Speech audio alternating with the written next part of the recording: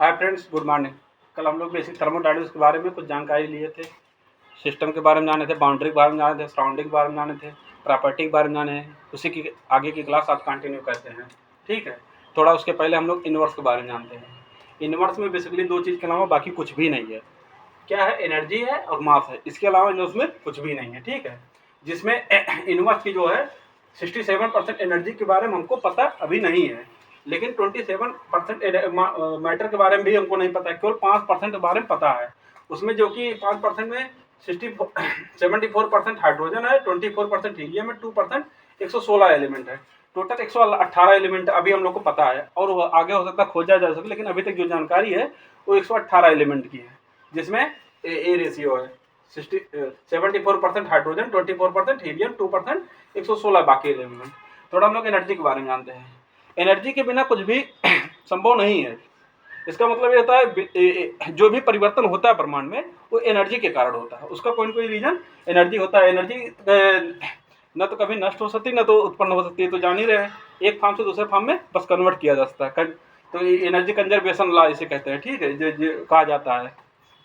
तो एनर्जी मतलब कि just like God but not God, जैसे कहा जाता है भगवान सब कुछ करते हैं। ठीक है, तो इसी प्रकार से एनर्जी के बिना भी कोई परिवर्तन संभव नहीं। लेकिन जस्ट लाइक क्यों कह रहे हैं, क्यों नहीं गॉड कह दे रहे हैं? आदमी जब मर जाता है, डेथ हो जाती है किसी की, तो उसकी जो आत्मा होती है एक एनर्जिक फॉर्म में निकल जाती है। उस आत्मा के बारे में अभी हमको पता नहीं। जिस दिन वो पता चल जाएगी उस दिन आदमी जो होगा गॉड के बजाय एनर्जी की पूजा करने लगेगा।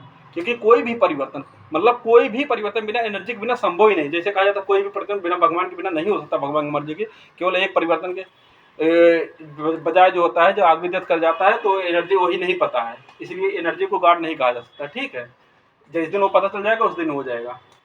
बाकी जो मास है, मास तो जान ही रहे हैं, मास भी कंजर्व है। ठीक है, तो ये इनवर्स होता है पूरा। इसके अलावा ब्रह्मांड में कुछ भी नहीं है।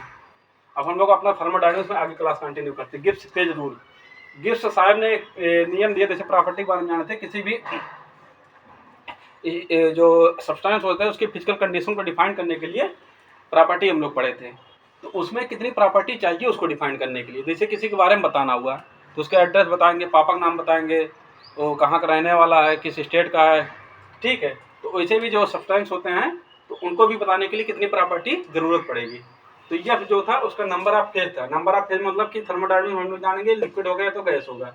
ठीक है, फाइव जो था। और यह जो है डिग्री ऑफ फ्रीडम है। ठीक है, और इसी जो है नंबर ऑफ केमिकल कंपोनेंट है। ठीक है, तो यहाँ देखो, जैसे H2O वेपर फॉर्म में है, H2O लिक्विड फॉर्म में है। ठीक है, तो मतलब कि ये है तो जल ही, लेकिन वेपर फॉर्म और लिक्विड फॉर्म में इसके दो फेज हो गए। दो फेज हो गए तो इसको कितनी प्रॉपर्टी चाहिए डिफाइन करने के लिए, इसके बारे में जानते हैं। तो फाइव देखो, दो हो गए, दो फेज कंपोनेंट H2E है तो एक हो गया, तो ये फिजिकल टू इसको एक प्रॉपर्टी चाहिए बस डिफाइन, ये डिफाइंड हो जाएगा। ठीक है, आगे हम लोग जब प्योर सब्सटेंस पढ़ेंगे वहां पर सारी की चीजें क्लियर हो गई कि क्या एक है क्या दो है।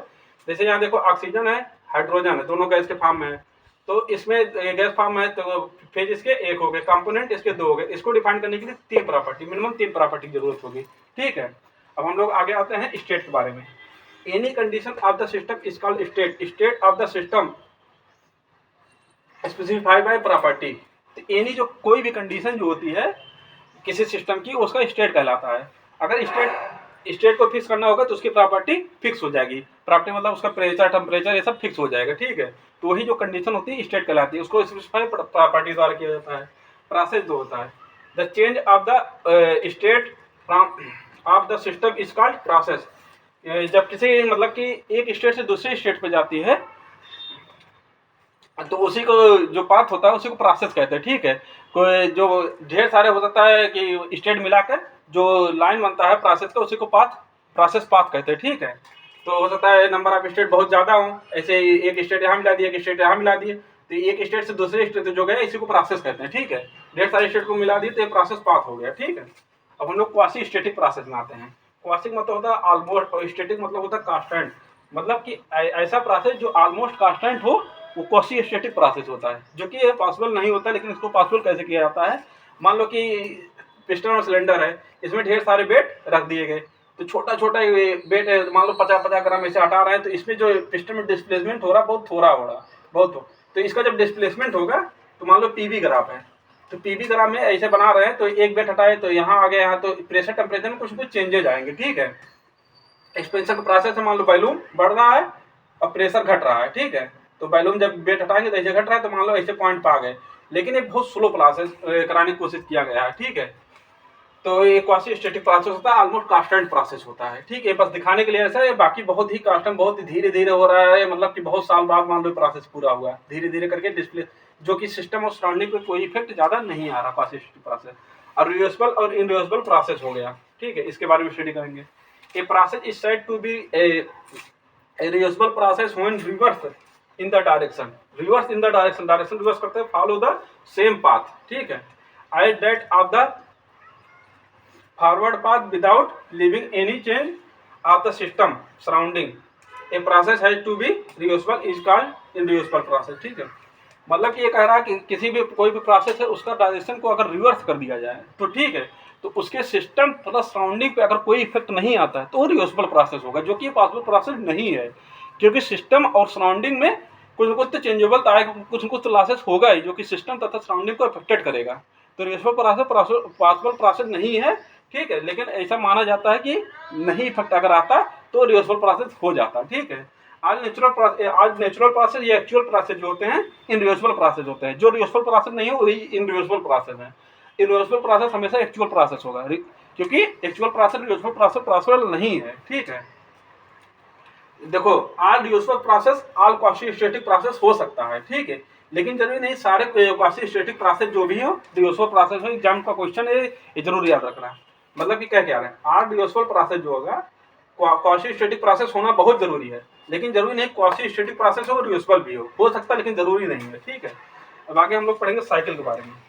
ए process is said be to a cycle in which initial state and final state are exact same, ठीक है। मतलब कि साइकिल होता है जिसका इनिशियल स्टेट और फाइनल स्टेट दोनों सेम हो, उसी को साइकिल कहेंगे, ठीक है।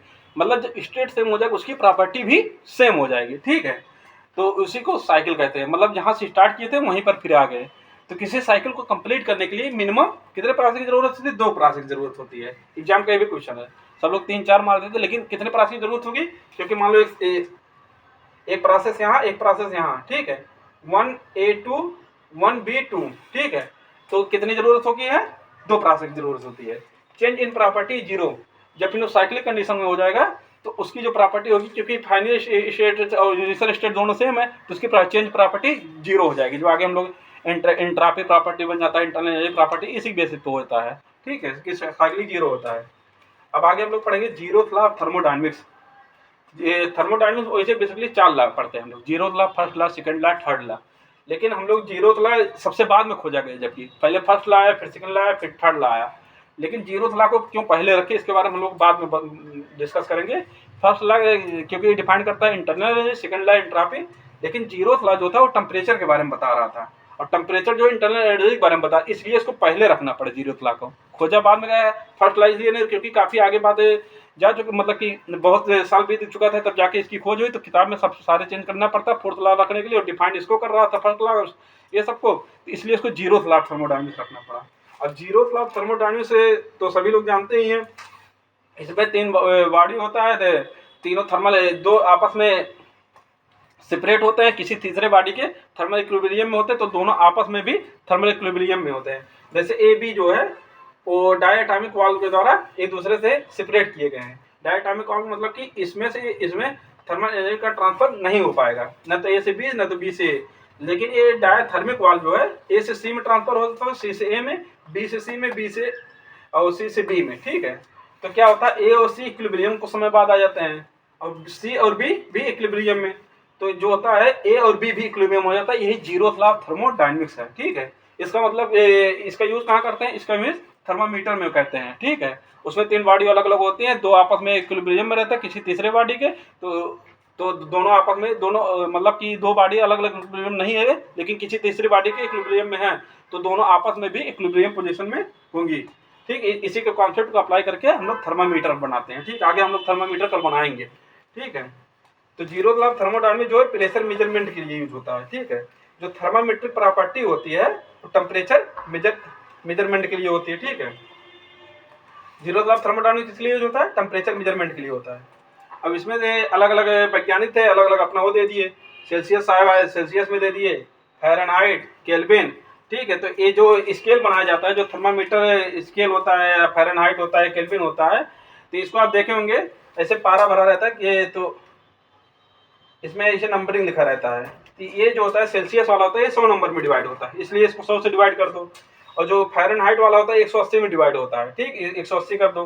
और केल्विन वाला भी 100 में होता है। ये तीनों में रिलेशन हो गया, ठीक है। ये रिलेशन अक्सर पूछता है। और एक क्वेश्चन ये पूछता है कि फ़ारेनहाइट और सेल्सियस जो होता है किस पे सेम होता है। -40 डिग्री सेल्सियस जो होता है या -40 जो होता है, उसमें सेल्सियस और फ़ारेनहाइट दोनों सेम होता है। इसमें रख के आप देख लीजिएगा, आ जाएगा, ठीक है। आज की क्लास को यहीं पर खत्म करते हैं, बाकी कल के देखेंगे।